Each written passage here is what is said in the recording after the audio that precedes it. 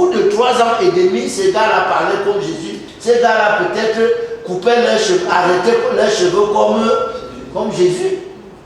L'assimilation était tellement forte. Donc il fallait quelqu'un qui était au milieu d'eux, qui sait que même quand on se ressemble, celui-ci.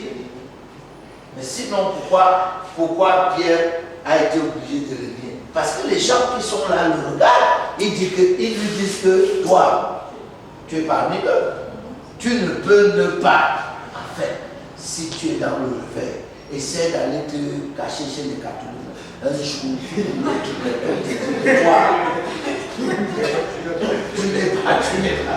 n'es pas toi, tu n'es pas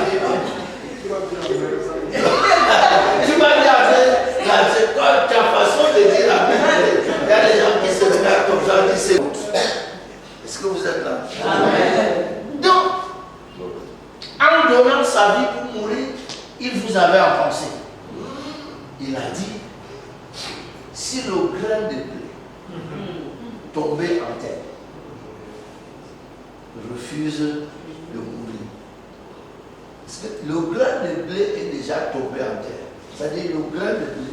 Hein? Le grain de blé doit se considérer premièrement comme une semence. S'il refuse d'être une semence, vous savez, dans la vie, on joue 3 rôles. C'est la règle de la vie. Je l'appelle le triangle de la vie. J'ai étudié la chose dans tous les sens. Même si vous allez en économie, vous allez en agriculture, vous allez trouver ce triangle-là. C'est 3 choses. Semence, semeur, sol. Semence, semeur, sol. Vous allez en économie, vous allez en agriculture. Partout où vous allez. C'est-à-dire que vous avez 3 rôles à jouer dans cette vie. Et parfois, vos difficultés, c'est que là où vous devez jouer un de ces rôles, vous jouez un autre. Dans cette vie-ci, il y a des situations où vous êtes une semence. N'essayez pas d'être le semeur. Il y a des situations, c'est vous qui êtes le sol. N'essayez pas d'être autre chose. Et il y a des situations où vous êtes la semence. C'est votre vie. L'intelligence de la vie veut qu'à chaque instant vous sachiez quel rôle vous jouez. Quand vous êtes semence, vous acceptez de tomber en terre et vous acceptez de mourir. Si le grain de blé qui est tombé en terre refuse de mourir, il reste seul. Donc tu peux continuer d'être fils unique seul, fils unique et jouer seul. Quand vous lisez le proverbe 8, il parle de lui, il jouait seul sur la surface du globe, ainsi de suite. Ça doit être ennuyeux, non? À cause de lui. Je crois que je sais que vous n'aimez pas ça. Moi-même, vous n'aimez pas ça. Moi, je n'aime pas ça, mais quand même. C'est bon quand même. C'est bon quand même. Parce que c'est-à-dire que c'est parce qu'il s'aime lui-même qu'il a créé quelque chose à son mal pour pouvoir se regarder, s'apprécier. Moi, j'ai grandi dans la maison de mon père. Mon père m'interdisait de regarder le miroir. Et si je me trouve devant le miroir, il dit, tu vas être orgueilleux. Donc, mais le seul problème, c'est que je ne me regardais pas dans le miroir. Les seules choses que je connaissais de moi-même, c'était ce que ma mère me disait. Et ma mère était une spécialiste des injures. Non, c'est pas français, c'est pourquoi vous le savez. Ma mère était une spécialiste des injures. Et puis ces injures, c'est que chaque partie de ton corps correspond à un animal. J'ai jamais compris comment ma mère faisait ça. Regarde-moi, ça bouge comme le bec de quelqu'un, ou bien ils sont comme le foin du corps de cette ma mère. C'était une spécialiste. Je ne sais pas comment quelqu'un peut être. Dieu merci pour le salut. Donc, regardez donc quelqu'un à qui on a interdit de regarder le miroir. Que la seule chose qu'il connaît de lui-même, c'est la nature. Regarde-moi ces pieds comme 10 heures. Vous avez déjà vu la position des aiguilles à 10 heures. Les aiguilles sont comme ça.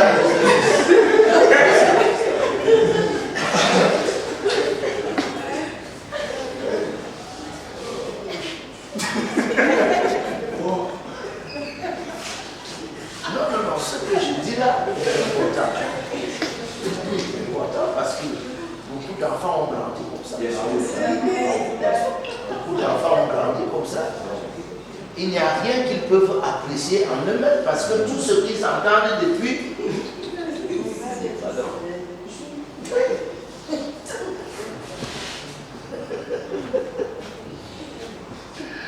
Oh mon Dieu. Ah, donc Dieu, il est fier de faire ses portraits un peu par. Et il dit à Adam, alors qu'ils sont deux, que remplissez la terre. Le type il veut quoi? Il veut que chaque coin de la terre, il se voit. Donc vous pouvez vous rendre compte qu'Adam a fait un gros coup à Dieu.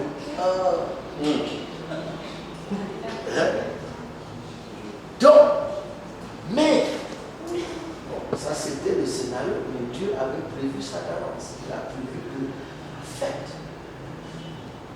il dit, ceux qu'il a connus d'avance, il les a prédestinés à être semblables. À être semblables à l'image de son fils. Afin que son fils soit le premier-né entre les frères. Donc il est donc le premier d'entre eux tous. D'entre eux tous qui le savent. Donc maintenant je le dis. Moi, je prêche l'évangile. Et chaque fois que je prêche l'évangile, on prête le projet de Dieu. Le projet de Dieu, ce n'est pas que vous échappiez à l'enfer. Le projet de Dieu, c'est que vous ressemblez à son Fils. Oh Amen. Amen. C'est ça son projet. Ce n'est pas que vous échappiez à l'enfer. L'enfer de l'enfer est réglé à vos bouteilles. Vous n'aimez pas que je vous dise ça. Mais vraiment, je veux vous dire ça tout le temps que je serai en vie. Dieu a réglé la question du péché à vos bouteilles. Et le péché n'a plus aucun pouvoir d'envoyer quelqu'un en enfer. Bon, quand je dis ça, moi ce qui me dérange dans le réveil, c'est que les gens te disent que tu n'as pas raison quand eux-mêmes n'ont pas raison. C'est ça qui est mauvais. C'est-à-dire que pour dire à quelqu'un que tu n'as pas raison, il faut que... Quand Jésus parle avec Nicodème, il faut que je vous règle ça une fois. Maintenant, vous faites de votre vie ce que vous voulez. Ce n'est pas mon enseignement que vous avez attendu pour vivre comme vous voulez. Regardez bien. Jésus dit à Nicodème que de même que Moïse a élevé le serpent dans le désert, de même, il faut que le Fils de l'homme soit élevé. Lorsqu'on vous cite, quand quelqu'un vous fait une parole comme celle-là, vous devez rentrer dans le désert. Pour voir ce qui s'est passé dans le désert. Numéro 1, le peuple d'Israël a péché dans le désert. Numéro 2, Dieu les a jugés en envoyant les serpents. Numéro 3, le serpent brûlant. Numéro 3, c'est que le serpent te mord, tu meurs. C'est-à-dire, le serpent, la morsure du serpent signifie la mort. Numéro 4, c'est peut-être le plus injuste. C'est que le serpent ne mordait pas nécessairement ceux qui avaient péché. Le péché était le péché du peuple.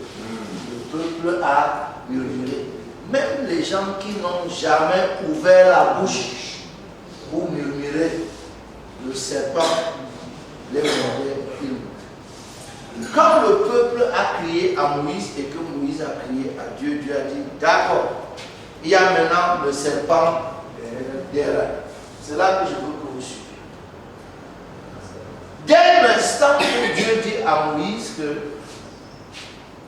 il arrivera ainsi, que quiconque sera mordu par le serpent et qui conservera sa vie, c'est-à-dire qu'il doit enlever, il vient d'enlever au serpent blanc le pouvoir de Dieu. Le serpent blanc ne peut plus te tuer. Il te tue seulement si tu as refusé. Donc aussi longtemps que tu peux regarder ici, c'est comme il y a quelques années. Avant le VIH signifiait avant le serpent des reins. Le serpent te mord, tu meurs. Mais non. Là où c'est chaud, je vous dis, regardez le serpent des reins ne dépend pas de combien de fois le serpent vous a mordu. Okay. Hein? C'est-à-dire que si le serpent te mord 5 fois et que tu regardes le serpent des reins, tu vas conserver la vie. Et le serpent des reins n'était pas une solution pour ceux que le serpent n'a pas mordu. Ce n'était pas préventif. C'est-à-dire que le fait qu'il y ait le serpent des reins n'empêchait pas que le serpent te mord. Vous êtes là? Maintenant, j'ai dit que si le serpent te mord 5 fois, tu regardes là tu meurs. Maintenant, regardez-moi. Avec un peu de bon sens, tu sais que quand tu vas regarder, tu vas conserver la vie. Avec un peu de bon sens, est-ce que tu décides d'aller chercher que le serpent te mord? Hein? Non. C'est votre problème. Si tu vois quelqu'un qui dit que je m'en vais me faire mordre par le serpent parce que je veux regarder c'est qu'il n'a rien à faire de sa vie. Non, il n'a rien à faire. Mais le texte dit quiconque sera mordu. C'est là. C'est-à-dire, si tu n'es pas mordu, cette affaire ne te regarde pas.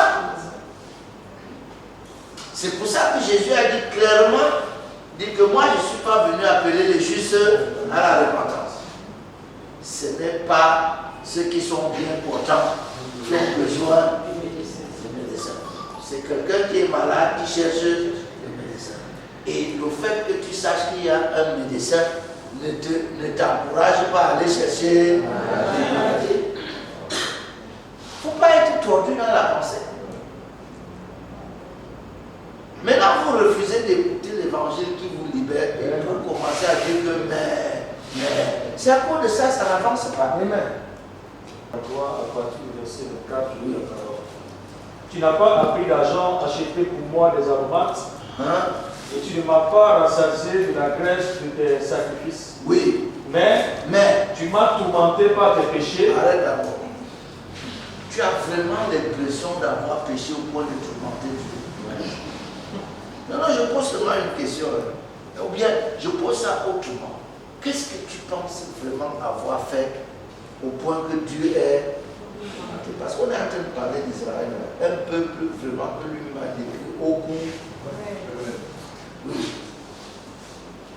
Mais tu m'as tourmenté par tes péchés, tu m'as fatigué par tes iniquités. Tu es vraiment dans ce cas de figure-ci. Non, il faut, ou bien tu ne te connais plus toi-même.